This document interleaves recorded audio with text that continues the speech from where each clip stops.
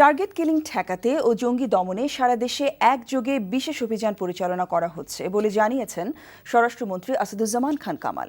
সকালে মন্ত্রী তাঁর বাসভবনে সাংবাদিকদের এক প্রশ্নের জবাবে এ কথা বলেন। মন্ত্রীর দাবি, বিশেষ অভিযানের সময় কোনো রাজনৈতিক হয়রানির ঘটনা ঘটছে না। টার্গেট কিলিং বন্ধ করার জন্য আমরা এই প্রক্রিয়ার একটি হলো আমাদের এই অভিযান।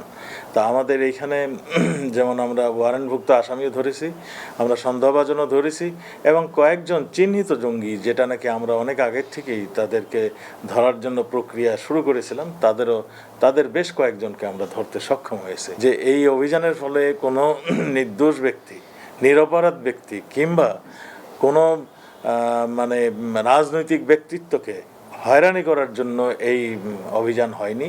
এই অভিযানটা বরং হয়েছে জঙ্গি দমন। অনেক আগের থেকে লিস্টেড আসামি ক্রিমিনাল ছিল, তাদেরকে ধরার একটা প্রক্রিয়া আমরা নিয়েছিলাম এবং এই ব্যাপারে আমরা সাকসেসফুল হয়েছে।